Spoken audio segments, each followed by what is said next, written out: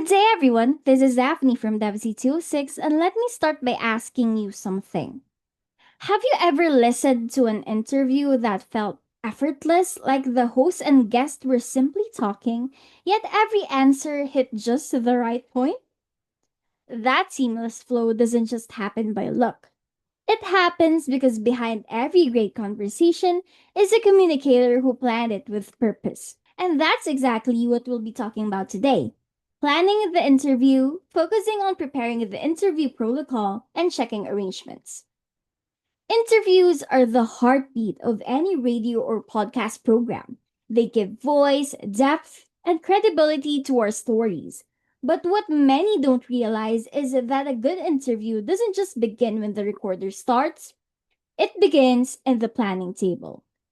Before anything else, it's important to remember that preparing the interview protocol and checking arrangements are both part of a larger process called planning the interview. This stage begins with choosing your topic, one that's manageable within your available time and relevant to your audience's interest. After that comes identifying your objectives, or defining the specific information you want to impart and what you want your audience to take away from the interview. These two steps lay the foundation for everything that follows. When you've chosen a topic that resonates and set a clear purpose, the rest of the process, from preparing your questions to testing your equipment, becomes more intentional and aligned with your communication goals.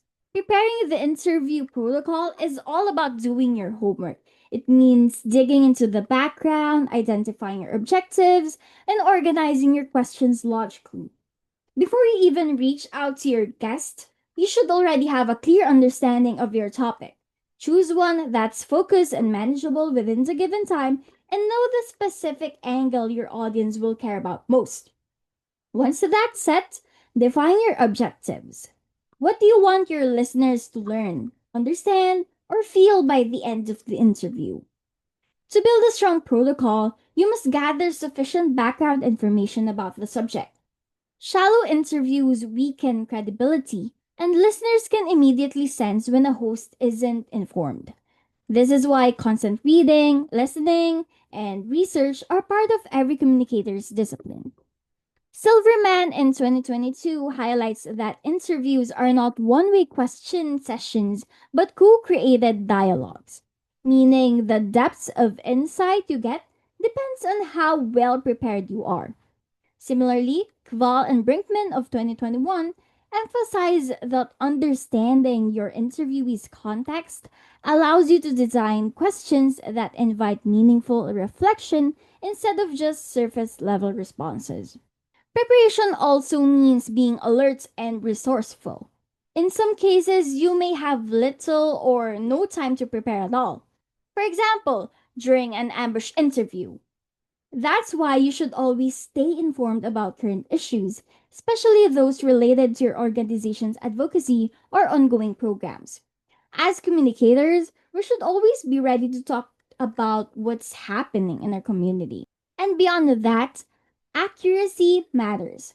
There's nothing more embarrassing than misnaming your guest or miscoding information. Getting your facts right protects your credibility and the reputation of your organization. As a communicator working in a local government health office, I've learned that even one wrong question or a mispronunciation can reflect poorly on the institution you represent. So, preparation is not just a task, it's a responsibility. And once your protocol is ready, it's time to check all logistical and technical arrangements. This is where professionalism and foresight come in. First, make sure that an appointment has been confirmed. Note the exact time and place. Ensure your equipment is in perfect working condition. Test your portable recorder, check battery levels, inspect your microphone, and make sure there's electricity or backup power. Rees and Shoemaker of 2021 point out that professionalism in broadcast journalism is measured not only by what's said, but also by the precision of technical preparation. Even a 2-minute equipment test can save hours of re recording or embarrassment later. So during interviews, I always carry backups, an extra battery, extra mic, or even a spare phone for recording. And this kind of preparation might seem tedious, but it is what separates trained communicators from amateurs. And apart from the technical side, you must also ensure that the interview environment is comfortable and respectful. Wheeler and Thomas in 2020 quote that a relaxed interview setting improves rapport and helps subjects open up naturally. Even something as simple as offering water or greeting your guest warmly before recording sets the tone for a smoother exchange. You must also balance preparation with flexibility. The best interviewers know how to balance structure with spontaneity. The protocol should serve as a guide and not a script that limits you. Real conversations flow naturally, and sometimes the most powerful answers come from unscripted follow ups. McCracken in 2023 describes this balance as structured improvisation, meaning you should know your flow well enough to listen actively and adjust as the dialogue evolves, which it would definitely will. And in my own experience as a live streamer and host, I learned that even the most detailed guide, interviews come alive when you just genuinely listen. A good interviewer doesn't just ask the next question, they respond to what's happening in the moment. And that's how you create connection and not just conversation. Lastly, preparation always includes ethical responsibility. So before recording, ensure your guest knows the purpose of the interview and how the material will be used.